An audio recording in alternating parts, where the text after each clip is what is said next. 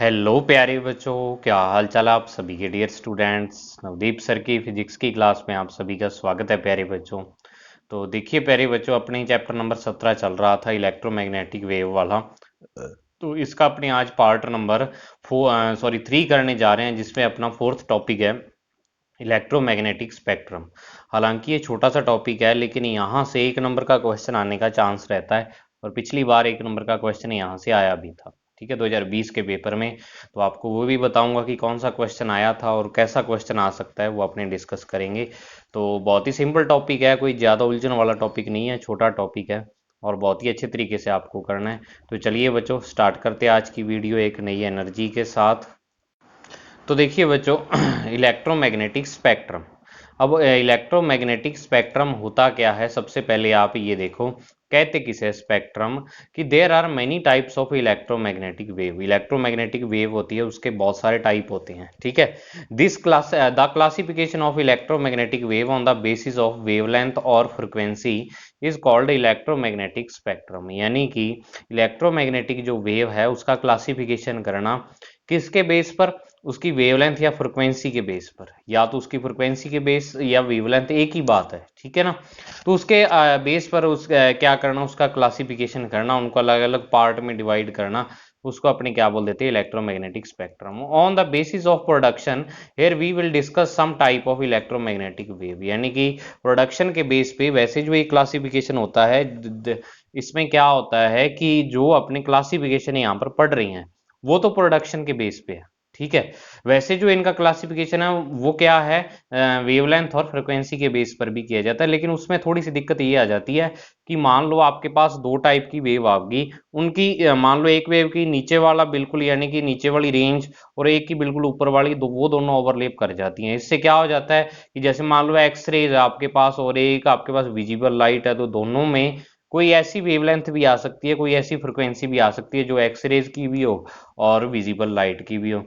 तो उसमें थोड़ा सा अपने को चक्कर पड़ जाता है। तो इस कारण अपने यहाँ पर प्रोडक्शन के बेस पर पढ़ेंगे इसके टाइप, ठीक है। अब देखो, सबसे पहले नंबर पर है रेडियो वेव्स।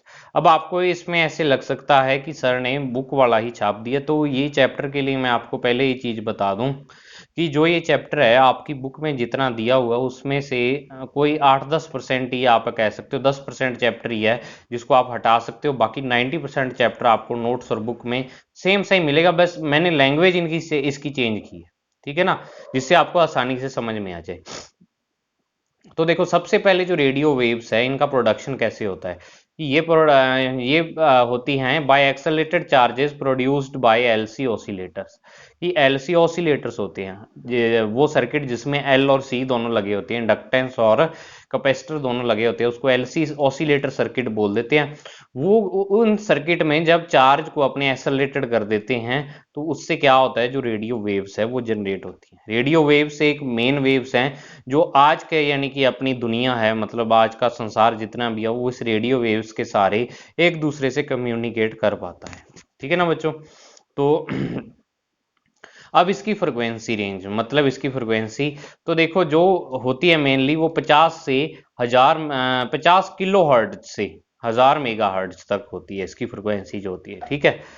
अब यहाँ पर इसके अलग अलग बैंड है, मतलब कि अलग अलग चीजों के लिए अलग अलग फ्रिक्वेंसी की वेव्स यूज होती हैं, लेकिन होती सारी ही ये क्या है, रेडियो वेव्स ही होती हैं। अब जो एएम बैंड होता है, एएम बैंड का मतलब एम्पलीट्यूड मॉड्यूलेटेड बैंड होता है। यानी कि जो अपने रेडियो सुनते हैं ना, सिंपल जो रेडियो होता है, ठीक है ना, जिस जो यानी कि जैसे आपने सुना होगा जो पुराने टाइम में रेडियो होते थे उसमें एएम बैंड यूज होता था। तो वो 530 किलोहर्ट्ज से 1710 किलोहर्ट्ज तक की उसमें वेव यूज होती थी। आप उस रेडियो में देखना, उस रेडियो में एक बटन लगा होता था, उससे क्या होता था, उसमें एक सुई लगी होती थी, वो ऊपर नीचे होती थी और नीचे क्या होता था, एक स्केल सा दिया होता था, ठीक है। तो उस स्केल पर क्या होता था, ये जो वेव है इनकी फ्रिक्वेंसी लिखी होती थी कि उतनी फ्रिक्वेंसी पर वो चैनल को, वो वाले को कैच कर लेता था अपनी जितनी फ्रिक्वेंसी पर सेट करते थे, ठीक है। अब उसके बाद एफएम बैंड है। अब ये एफएम यानी फ्रिक्वेंसी मॉड्यूलेटेड इसको बोल देते हैं। ये रेडियो ज़्यादा लंबे एरिया में नहीं, एक शॉर्ट रेंज के एरिया में यानी कि काम आता है। एफएम जो कि बड़े शहरों में होता है, ठीक है, गांवों में तो नहीं होता, बड़े शहरों में इसका यूज होता है। इससे क्या है कि जो वॉइस की क्लियरिटी है वो ज़्यादा होती है, यानी काफ़ी अच्छी क्वालिटी का रेडियो आप कह सकते हो, लेकिन एरिया इसका थोड़ा सा कंजेस्टेड होता है। इसमें जो वेव्स यूज होती हैं वो 88 मेगाहर्ट्ज से 108 मेगाहर्ट्ज। आप देखना जो एफएम के चैनल होते हैं वो इसी रेंज में होते हैं। आपको वैसे कहेंगे 92.3 रेड मिर्ची एफएम, इस प्रकार से कहते हैं ना वो, तो 92.3 मेगाहर्ट्ज ये उसकी फ्रिक्वेंसी होती है। ठीक है, उतनी फ्रिक्वेंसी की वो रेज को क्या करते हैं, रेडियो वेव्स को यानी छोड़ते हैं, और आपका जो रेडियो है या आप कोई भी डिवाइस मान लो मोबाइल है तो वो उन रेज को क्या करता है, कैच करता है। ठीक है, तो इस कारण जो आप देख लेना जितने भी एफएम रेडियो के चैनल हैं वो 88 से लेके 108 के बीच बीच होते हैं। 102.3 एफ 98.3 एफएम है, इस तरीके से। मुझे ज़्यादा चैनलों के नाम तो नहीं पता, आप में से जो एफएम सुनते होंगे उनको पता होगा। फिर जो टीवी ब्रॉडकास्टिंग है, यानी टीवी पर जो चैनल चलते हैं वो 54 मेगाहर्ट्ज से 890 मेगाहर्ट्ज तक उसकी फ्रिक्वेंसी होती है। अब होता क्या है कि देखो, मान लो कोई भी चैनल है, उसकी खुद की एक फिक्स फ्रिक्वेंसी होती है, ठीक है ना। तो अपने क्या करते हैं कि वो उस फ्रिक्वेंसी पर, मान लो कि आपको देखो, जैसे मान लो आपको कोई भी चैनल देखना है, जैसे स्टार गोल्ड देखना है आपको, ठीक है ना, स्टार गोल्ड देखना है या स्टार स्पोर्ट्स देखना है, तो स्टार गोल्ड की अपनी एक फिक्स फ्रिक्वेंसी है, उस फ्रिक्वेंसी की रेज है वो स्टार गोल्ड वालों ने छोड़ रखी है। ठीक है, अब होता क्या है कि जो अपने यहाँ पर जो रिसीवर यूज करते हैं अपने डीटीएच वाला, मान लो टाटा स्काई है तो उसका जो बॉक्स होता है उसमें अपने जब रिमोट से चैनल चेंज करते हैं तो वो एक्चुअल में चैनल चेंज क्या होता है, वो अलग अलग रेज को कैच करते हैं। ठीक है, वो जो आपका सेट टॉप बॉक्स है वो ऊपर एक कैमरे से लगा हुआ होता है, वो कैमरा एक तरह का एंटीना होता है। तो जब आप चैनल चेंज कर देते हो तो नीचे वाला रिसीवर ऊपर वाले जो कैमरा लगा होता है, कैमरा मतलब एंटीना लगा होता है, उसको मैसेज भेजता है कि अब तूने ये वाली रेज को कैच करना है, तो वो उन्हीं रेज को कैच करता और अपने वो चैनल देखने लग जाते हैं। ठीक है, इस तरीके से हर एक चैनल को एक अलग वेवलेंथ दी होती है, अलग फ्रिक्वेंसी दी होती है कि आप इस फ्रिक्वेंसी पर ये वाला चैनल को चला सकते हो। ऐसे तो मिक्स हो जाएंगे सारे नहीं तो। ठीक है, फिर उसके बाद आता है सेलुलर फोन। सेलुलर फोन जो होता है, यानी जो मोबाइल फोन अपने, इसमें जो रेज यूज होती है वो अल्ट्रा हाई फ्रिक्वेंसी रेंज होती है, यूएचएफ फ्रिक्वेंसी रेंज, या यूएचएफ का मतलब यहाँ पर अल्ट्रा हाई फ्रिक्वेंसी की रेंज यूज होती है इसमें। ये इसकी जो फ्रिक्वेंसी होती है 840 मेगाहर्ट्ज से 935 मेगाहर्ट्ज तक होती है। ठीक है, अब जो मान लो कि अलग अलग कंपनियां होती हैं, जैसे मान लो वोडाफोन है, जियो है, एयरटेल है, तो उनको क्या होता है कि उनको ये वाली फ्रिक्वेंसी के बैंड बांटे हुए होते हैं, मतलब कि 840 से लेके और मान लो 880 तक कह दिया। अभी एयरटेल वालों आप यहाँ पर इस फ्रिक्वेंसी की रेज को इमिट कर सकते हो, रेडियो वेव्स छोड़ सकते हो। उसके बाद कह दिया कि 880 से मान लो 920 तक कह दिया भी जियो वाले ये वाली रेज को यूज कर सकते हैं। अब जियो वाली रेज को एयरटेल वाले नहीं यूज कर सकते। इसी कारण ही क्या होता है कि अगर आपने मोबाइल में वोडाफोन की सिम डाली है तो वो वोडाफोन के टावर को ही कैच करती है, क्योंकि उस सिम में ये चीज सेट की हुई होती है कि वो इतनी रेंज को या इतने फ्रिक्वेंसी की रेंज को क्या करे, वो कैच करे। ठीक है, तो वो इसी कारण जो अपना मोबाइल है उसी रेंज की उसी रेंज की जो वेव्स होती है, रेडियो वेव्स, उनको कैच करता है। तो इस कारण ऐसे नहीं होता भी वोडाफोन की सिम डाली तो वो टावर अपने पास जियो का आने लग गया, ऐसा कभी पॉसिबल नहीं है। वो गवर्नमेंट की तरफ से बंटा हुआ होता है। ये इसको वैसे बोल देते हैं जो ये है बैंड। ठीक है ना, अलग अलग कंपनियों को बैंड दिए हुए होते हैं। बैंड का मतलब एक ग्रुप दिया होता है, बस इस रेंज की फ्रिक्वेंसी की वेव्स को आप क्या कर सकते हो, इमिट कर सकते हो, यूज कर सकते हो। समझ आई बात? ये क्वेश्चन आया था पिछले साल कि मोबाइल फोन में कौन सी फ्रिक्वेंसी की रेंज या रेज यूज होती है, तो ultra high frequency range use होती है इसमें। ठीक है, अब इसके यूजेस हैं। यूजेस क्या है इसके, जो सबसे मेन चीज़ है, radio, television, other communication system, mobile है, कोई भी है जिससे आप कम्युनिकेट करते हो एक दूसरे से, तो वो सारा रेडियो वेव्स के थ्रू ही क्या होता है, कम्युनिकेट होता है। अब डिटेक्शन मतलब इनको कैच कैसे करते हैं इन रेज को, तो ज़्यादातर जो इलेक्ट्रोमैग्नेटिक वेव्स होती है ये अपने एंटीना से कैच करते हैं, तो बाय डाइपोल एंटीना या लूप एंटीना। अब ये क्या होते हैं एंटीना, ये आपको पढ़ने की जरूरत नहीं है, ठीक है। डाइपोल एंटीना तो इसमें नेगेटिव और पॉजिटिव दो टर्मिनल होते हैं, वो कैच करते हैं। मैग्नेटिक एंटीना वैसे अपने यूज करते हैं इलेक्ट्रोमैग्नेटिक वेव को कैच करने के लिए अलग टाइप का। तो एंटीना बहुत टाइप के होते हैं, एंटीना के द्वारा इनका डिटेक्शन अपने कर सकते हैं, मतलब इनको कैच कैसे करते हैं वेव्स को, ठीक है। फिर उसके बाद आता है माइक्रोवेव्स। तो माइक्रोवेव्स में देखो क्या है, सबसे पहले प्रोडक्शन कि bye electronic devices like klystron, magnetron and gun diodes. यानी कि ये कुछ इलेक्ट्रॉनिक डिवाइस है, क्लिस्ट्रॉन है, मैग्नेट्रॉन है, गन डायोड है।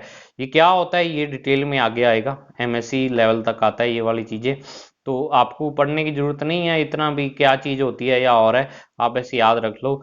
और इनकी जो वेवलेंथ रेंज होती है बच्चों, वो वेवलेंथ रेंज यहाँ पर होती है आपके पास 0.001 मीटर से 0.1 मीटर, या 10⁻³ मीटर से 10⁻1 मीटर तक, ठीक है। ये ऊपर तो अपने पढ़ा था ये वाली फ्रिक्वेंसी की रेंज, अब यहाँ पर वेवलेंथ की रेंज, उसमें ओनली फ्रिक्वेंसी की थी, बाकी सारी जितनी रेज आएंगी, वेव्स आएंगी, उसमें अपने वेवलेंथ की रेंज पढ़ेंगे, ठीक है ना। अब इसके यूज क्या होते हैं, रडार सिस्टम में यूज होती हैं, जो एरोप्लेन वगैरह को कैच करने में, या आपने अभी जो इजराइल और हमास के बीच जंग छिड़ी थी अभी, तो उसमें भी क्या था कि आपने देखा होगा कि इजराइल का अपना एक सिस्टम था, आयरन डोम जिसको कहा था, ठीक है, आयरन डोम कहते हैं। वो क्या करता है कि एक तरह का रडार सिस्टम है, उसमें वेव्स क्या होती है, फैली रहती हैं। जब भी उस वेव्स के एरिया में कोई मिसाइल आती है तो उस पता लग जाता है भी अब अपने एरिया में मिसाइल एंटर कर गई है, तो वो एंटी मिसाइल भेज देता है मिसाइल को नष्ट करने के लिए, तो रडार सिस्टम वो होता है। वैसे जो हेलीकॉप्टर के साथ कांटेक्ट होता है कि कोई हेलीकॉप्टर कहाँ पे जा रहा है, कोई हवाई जहाज है, एरोप्लेन है कहाँ पे जा रहा है, वो रडार सिस्टम से यूज होता है। स्पीड गन्स में यूज होता है, स्पीड गन्स मतलब जो स्पीड को मेजर करती है, जो सेंसर वगैरह, जिससे मान लो आपकी गाड़ी जा रही है 2 किलोमीटर पहले ही पुलिस वालों को पता लग जाता है भी ये गाड़ी आ रही है इतनी स्पीड पर, तो उसमें यूज होती हैं। और सबसे मेन यूज इनका है for in microwave oven to cook food. Microwave oven में ये यूज होती हैं, जो ओवन आप यूज करते हो घर पे, कईयों के होगा, तो उसमें ये यूज होती हैं। तो इन माइक्रोवेव ओवन ग्लास और porcelain utensils are used because it does not absorb these waves and not heated. अब ये लाइन यहाँ पर मेन है, तभी मैंने थोड़ी डार्क करके लिखी है कि माइक्रोवेव ओवन होता है ना, उसके लिए स्पेशल टाइप के बर्तन आते हैं, उसमें आप स्टील का बर्तन नहीं रख सकते, ठीक है। जिनके घरों में माइक्रोवेव ओवन होगा या जिसने देखा होगा उसने ये चीज नोट की होगी कि माइक्रोवेव ओवन में आप स्टील के बर्तन ही नहीं यूज करते, उसके लिए या तो ग्लास के बर्तन आते हैं, यूटेंसिल्स आती हैं, या पोर्सिलिन के आते हैं, या कई और यानी मटेरियल के भी आते हैं, जिसमें क्या है आप उसको रखते हो। तो माइक्रोवेव में क्या होता है कि जो खाना होता है वो खाना तो पक जाता है लेकिन बर्तन गर्म नहीं होता है। अब उसका रीजन यही है कि जो उसमें खाना अपने रखते हैं वो क्या करता है, वो तो माइक्रोवेव को एब्जॉर्ब कर लेता है, लेकिन जो बर्तन होता है इसमें स्पेशल टाइप के अपने यूटेंसिल्स जो यूज करते हैं, वो उन माइक्रोवेव्स को एब्जॉर्ब नहीं कर पाते, तो वो गर्म नहीं होते हैं। लेकिन अगर स्टील का रखे तो स्टील क्या हो जाएगी, गर्म हो जाएगी, वो माइक्रोवेव्स को एब्जॉर्ब करके खुद गर्म हो जाएगी, जिससे माइक्रोवेव का ब्लास्ट भी हो सकता है, ठीक है। तो ये यहाँ पर मेन चीज है।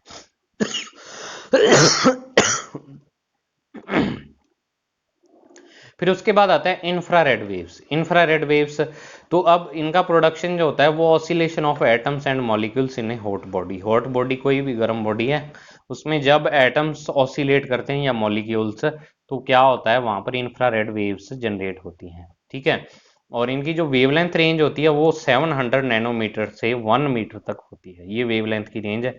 यूज क्या होता है इनका, इन फिजियोथेरेपी मतलब कि अगर मान लो कईयों के जोड़ों में दर्द रहता है, तो वो डॉक्टर वो फिजियोथेरेपिस्ट बोल देते हैं उसे, थेरेपी करवाता है वो, ठीक है। तो उस टाइप के विशेष तरह के, जैसे मान लो मेरी ये बाजू टूटी थी, ठीक है, तो ये यानी कि ये वाली जो बाजू है ये मेरी टूटी हुई है बिल्कुल, यानी इसमें रॉड वगैरह डाली हुई है। तो जब इसको स्टार्ट किया था तब हम फिजियोथेरेपिस्ट के पास गए थे, ठीक है ना, मान लो 2-3 महीने प्लास्टर रहा, उससे बिल्कुल जाम होगी, अब इसको दोबारा स्टार्ट करने के लिए फिजियोथेरेपिस्ट के पास गए। वो या तो एक्सरसाइज बताता है या कई उनके पास इलाज भी होता है कोई भी, ये रेज वगैरह से या और, तो फिजियोथेरेपी में इनका यूज होता है, मतलब कि अंगों को सही तरीके से चलाने में। अब उसके बाद है इंफ्रारेड फोटोग्राफी में यूज होता है। अब ये क्या होती है ये तो अपने को नहीं। और remote control device of TV and etcetera, ये सबसे मेन यूज है इसका, ठीक है ना, कि रिमोट कंट्रोल में कौन सी वेव्स यूज होती हैं, इंफ्रारेड वेव्स यूज होती है। अब आप इंफ्रारेड वेव्स को देखना चाहो तो क्या करना, अपने टीवी का रिमोट लेना, उसके ऊपर लाइट सी लगी होती है ना, वो लाइट को अपने मोबाइल के कैमरा के ऐसे सामने रखना और मोबाइल में देखना और नीचे से बटन दबाना, आपको वो वाली लाइट जलती हुई दिखेगी। वो क्या होती है, इंफ्रारेड वेव्स होती हैं, ठीक है। अपने को वैसे डायरेक्टली उनको आंखों से नहीं देख सकते, लेकिन मोबाइल का कैमरा उनको कैच कर लेता है, ठीक है। तो मेन जो सबसे मेन यूज है रिमोट कंट्रोल में यूज होते हैं। अब उसके बाद आता है विजिबल लाइट, ये मोस्ट इंपॉर्टेंट है। तो विजिबल लाइट में क्या होता है कि जो लाइट अपने को सन से मिलती है वो विजिबल लाइट ही होती है, एक तरह की। सबसे पहले production by heating effect in bulb, bulb में हीटिंग इफेक्ट से, मान लो बल्ब होता है उसका फिलामेंट होता है टंगस्टन का बना हुआ होता है। अब जैसे ही उसको इलेक्ट्रिक एनर्जी प्रोवाइड करते हैं वो गर्म हो जाता है, और गर्म होके हीट होके वो क्या होता है उसमें से लाइट जनरेट होने लग जाती है।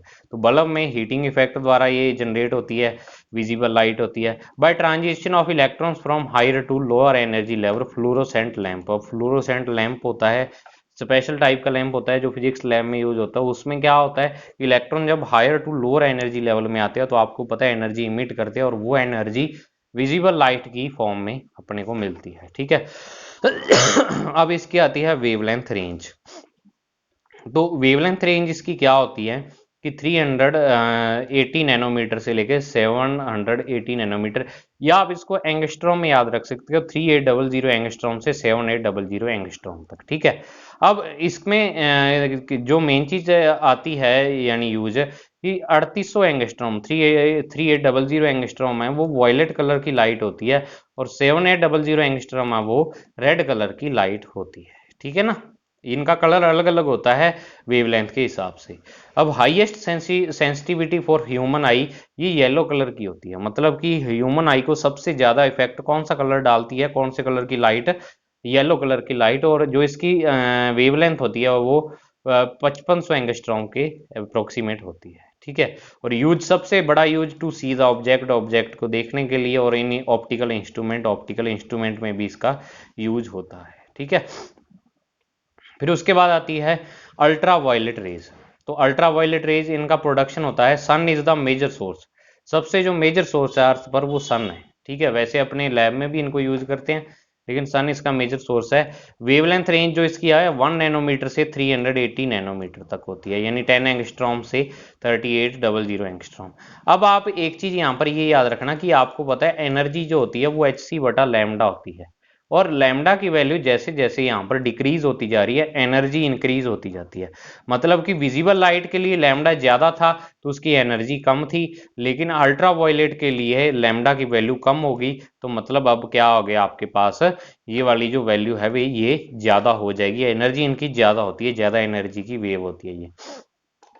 अब इनके जो यूज है वो used in लसिक system in I operation, जो आंखों का ऑपरेशन होता है उसमें लसिक सिस्टम होता है कोई, इसको अपने वैसे आई ऑपरेशन का लसिक अब होता क्या है उसमें आप पढ़ने की जरूरत नहीं है, वैसे आप इतना याद रखो आंखों के ऑपरेशन में इसका यूज होता है। To detect fake currency notes, fake currency notes यानी जो नकली नोट होते हैं उनको पहचानने में भी।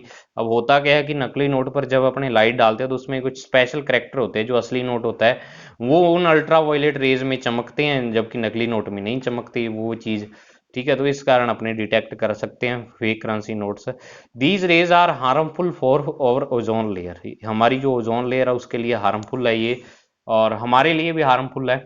अब ओजोन लेयर है जो अपनी उसको यानी जो क्लोरोफ्लोरोकार्बन एक स्पेशल टाइप की गैस होती यूज होती है जो रेफ्रिजरेटर और एसी में is responsible for depletion of ozone layer, ठीक है। ये क्या होता है, ओजोन लेयर को डिस्ट्रॉय कर रही हैं धीरे धीरे, उसमें छेद हो रहे हैं बड़े बड़े, जिससे क्या होता है सन से डायरेक्टली अल्ट्रा वायलेट रेज अपनी अर्थ पर आ रही हैं, जिससे टेम्परेचर इंक्रीज हो जाता है अर्थ का। या अपनी ह्यूमन बॉडी के लिए भी ये क्या होता है, डायरेक्टली अगर उसके टच में आ जाए तो ये खतरनाक होती है उसके लिए, अल्ट्रा वायलेट रेज जो होती है, ठीक है। अब जो वेल्डिंग होते हैं ना, वेल्डिंग में भी यही रेज होती हैं, जो वेल्डिंग यूज करते हैं ना, तो वेल्डिंग में वो एक स्पेशल टाइप का यानी मास्क सब दे करते हैं देखते हैं, उससे अल्ट्रावायलेट रेज अपने को नुकसान नहीं पहुंचाती। अगर आप डायरेक्ट वेल्डिंग को देखोगे तो अल्ट्रावायलेट रेज आपकी आंखों को नुकसान पहुंचा सकती हैं। ठीक है, अब उसके बाद आती है एक्स रेज। तो एक्स रेज में क्या होता है, सबसे पहले इनका प्रोडक्शन। तो production by bombarding high energy electron beam on a heavy metal like tungsten, यानी कि अगर अपने एक हैवी मेटल टंगस्टन ले लें और उस पर क्या करें, हाई एनर्जी के इलेक्ट्रॉन को बॉम्बरिंग करवाएं। बॉम्बरिंग मतलब उस पर इमिट करा इंसिडेंट करवाएं अपने इलेक्ट्रॉन, तो वो क्या होता है, एक्स रेज का प्रोडक्शन होता है उससे। ठीक है, अब जो इसकी वेवलेंथ रेंज है वो 1 नैनोमीटर से लेके 10⁻³ नैनोमीटर, यानी 10 एंगस्ट्रॉम से लेके 10⁻² एंगस्ट्रॉम तक इनकी वेवलेंथ की रेंज होती है।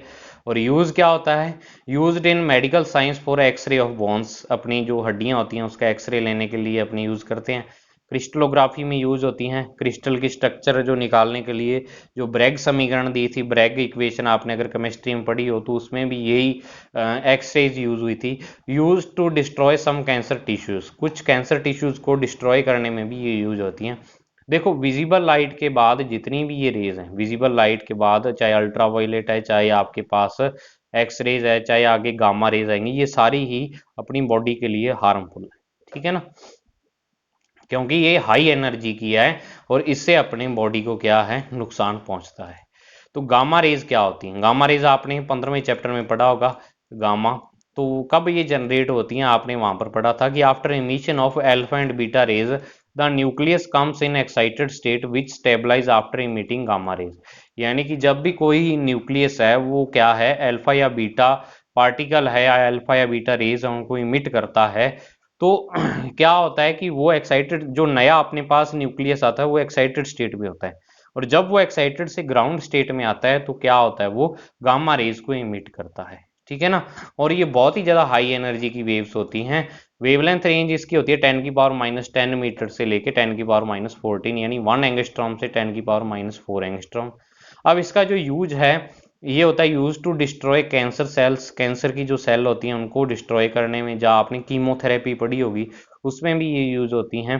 To sterilize the medical equipment, medical equipment होते हैं जो मेडिकल साइंस में यूज आते हैं, उनको स्टरलाइज, स्टरलाइज मतलब कि उनको साफ करने के लिए, कीटाणुओं को हटाने के लिए उससे। ठीक है ना, लास्ट है uncontrolled exposure on human body में कैंसर में कॉज कैंसर टू। और अगर मान लो कि ये अनकंट्रोल्ड किसी ह्यूमन बॉडी पर ये इंसिडेंट हो जाती हैं, मतलब अपने ऊपर पड़ जाती हैं, तो ये कैंसर को जनरेट भी कर देती है। देखो कैंसर को खत्म भी करती हैं ये, और कैंसर इनसे हो भी जाता है।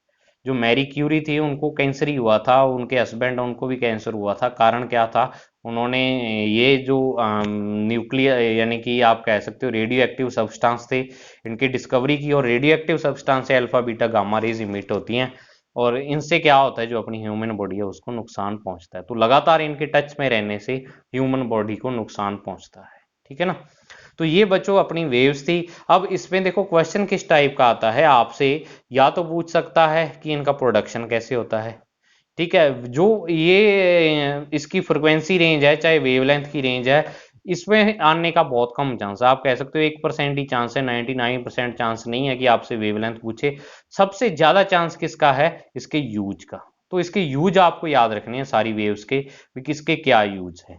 99% क्वेश्चन यूज से ही आता है। ठीक है ना, एक नंबर का क्वेश्चन यहाँ से आ सकता है। और बाकी अपने जो नेक्स्ट टॉपिक है वो बहुत ज़्यादा इंपॉर्टेंट टॉपिक है, 2 नंबर का क्वेश्चन वहाँ से बन सकता है, वो अपने नेक्स्ट वीडियो में करेंगे। आज की वीडियो में इतना ही, मिलते हैं नेक्स्ट पार्ट में बच्चों, तब तक के लिए thank you, have a nice day.